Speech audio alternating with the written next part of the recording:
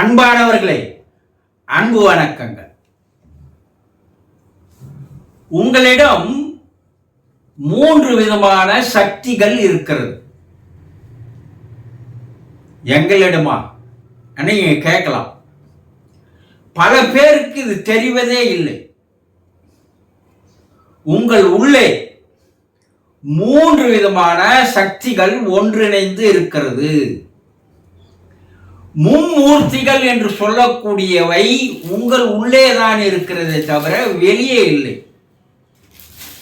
நீங்க நினைச்சுக்கலாம் வெளியே இருக்கிற மும்மூர்த்திகள்னு. அதெல்லாம் கற்பனைகள், உங்ககிட்ட தான் இருக்கு. அது என்ன குருஜி நீங்க கேட்கலாம். உங்கள் உடல் இருக்கிறது பாருங்க, இந்த உடலே ஒரு மாபெரும் சக்தி. அதனால்தான் சித்தர்கள்லாம் சொன்னா ஊன் உடம்பே ஆலயம். எவ்வளவு தெரிஞ்சு சொல்லி இருக்கிறான் பாருங்க. உங்களுடைய உடம்பு இருக்கிறது, இந்த உடம்பை எந்த ஒரு விஞ்ஞானினாலும் இனி கண்டுபிடிக்க முடியாது. எல்லாம் ரோபோட் கண்டுபிடிச்சிருக்கிறாங்களே சொல்லுவீங்க. ஆனா இந்த உடலில் இருக்கின்ற அமைப்புகளை, நுரையீரல் ஃபங்க்ஷன் ஆகுது, இதையும் பிறந்தத்திலிருந்து இறக்குற வரைக்கும் நான் ஸ்டாப்ல இயங்கி கொண்டு இருக்கிறது. இவையெல்லாம் எந்த விஞ்ஞானினாலும் கண்டுபிடிக்க முடியாது. இறைவன் கொடுத்த ஒரு அற்புதமான ஒரு இயந்திரம் இந்த உடல். இந்த உடலுக்கு என்று ஒரு சக்தி இருக்கிறது.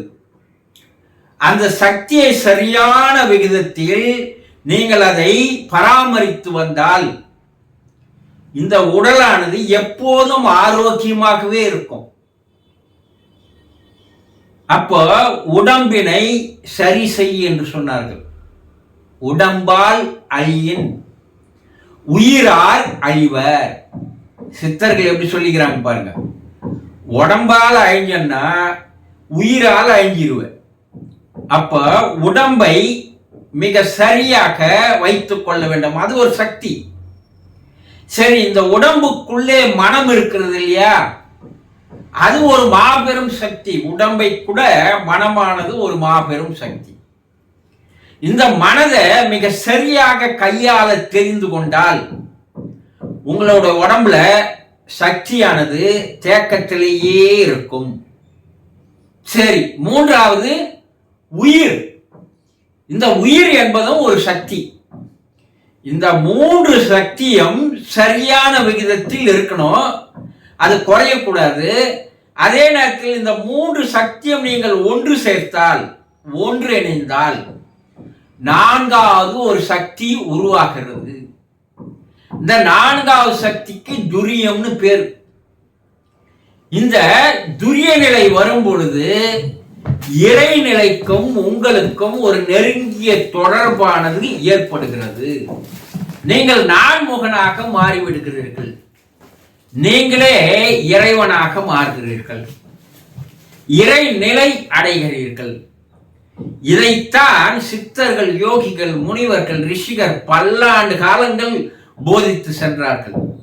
நம்ம உடம்ப சரியா வச்சுக்கிறது இல்லை, மனதை சரியா வச்சுக்கிறது இல்லை. இதனால என்ன ஆகுதுன்னா, உடம்பும் மனமும் பாழ்படும் போது உயிர் நீடித்து வருவதில்லை, சீக்கிரம் இறந்து போயிடுறோம்.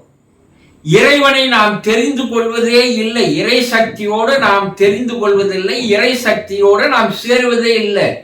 கற்பனையில வாழ்ந்துன்னு வரோம்.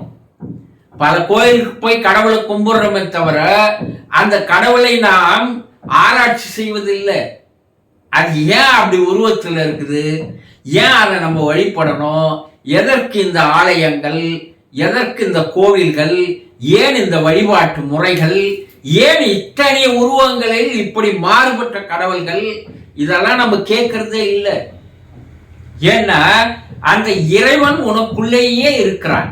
இது தெரியாதனால்தான் நம்ம என்ன பண்றோம், வெளிப்புறங்களில் தேடி ஓடி அலைந்து போகிறோமே தவிர உள்ள இருக்கிறது இல்லை. அப்போ 3 விதமான சக்திகள் ஒன்று சேர்ந்தால் திரிவேணி சங்கமம்னு சொல்லுவான், திரிசங்கமும். இது ஒன்று சேர லயம் ஏற்படுகிறது பாருங்க. அந்த லயத்திலே ஒரு மாபெரும் பரவச பேரானந்த நிலை கிடைக்கிறது. இது வரைக்கும் நீங்க அனுபவிக்காத ஒரு இன்பம், அனுபவிக்காத ஒரு மகிழ்ச்சி.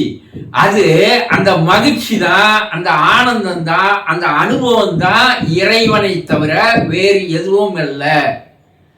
ஆக உடலை சரியாக வைத்துக் கொள்ளுங்கள், மனதை சரியாக வைத்துக் கொள்ளுங்கள், உயிரை சரியாக வைத்துக் கொள்ளுங்கள். உங்களுக்குள்ளேவே இறைவனை நீங்கள் கண்டு உணரலாம். சந்தோஷம்.